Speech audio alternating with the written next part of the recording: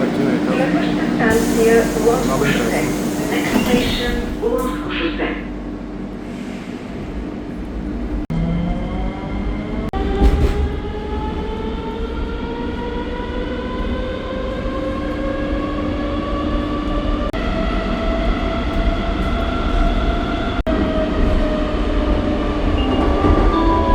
Станция Лонско шосе.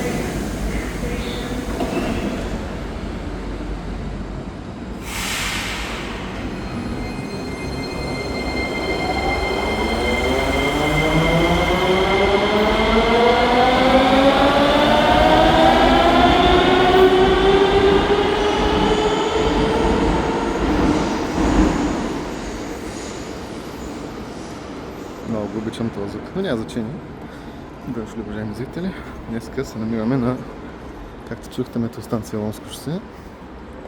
Защото, да, дойде най-накрая време да обърнем внимание на най-разпознаваемите влакове в софийското метро. Конкретно този модел на метро Аргонмаш. Аз съм на 740 Русич. Така е бати парника между другото. Да, тези влакове за първ път идват в София през 2004 година. За тогава разширяващата се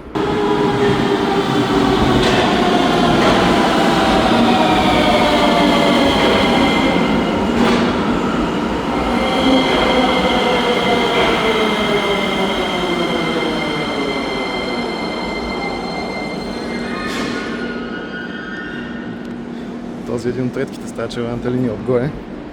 Те са мисля, че 9 такива от трите цвята от тая конкретна модификация, не запомня къде беше сложена екрана.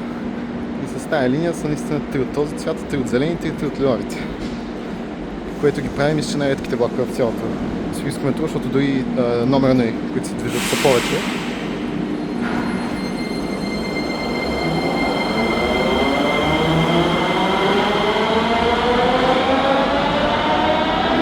Да, първите пристигат 2004 година, за тогава разширяващата се линия 1.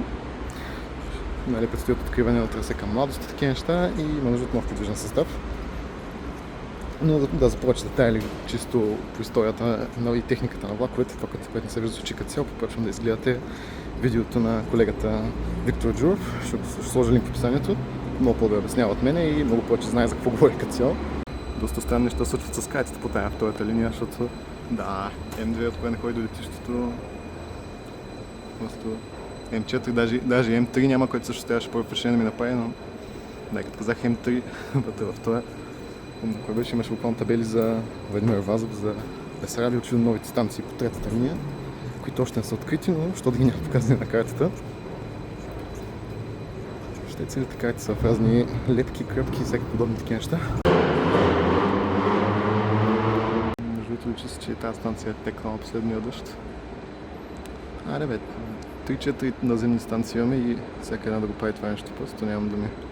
Стига само до Джеймс Баучер, няма какво бе. Няма Витоша. Що не? Просто чисто технически.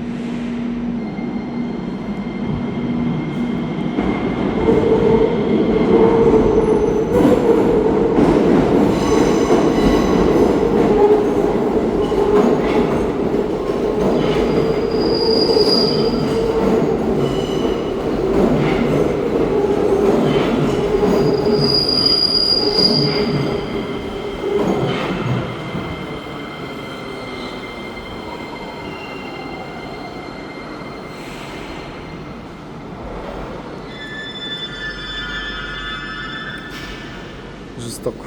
Просто... Да, като цяло, уважаеми зрители, кажи го че толкова. Всичко друго тук насам са малки детайли от типа на различни цветове в салоните. Тия ярко-оранжевите и зелените бяха най-първите, тия са вторите. Тези най-първите оранжевите и зелените се срещат повече на линия 1 и 4.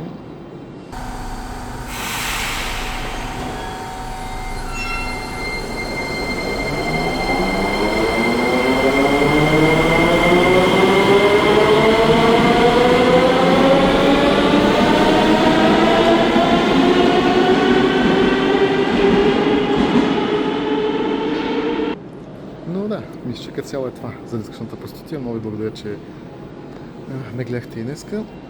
И ще се видим следващия път в следващото камионче. Ай, чао!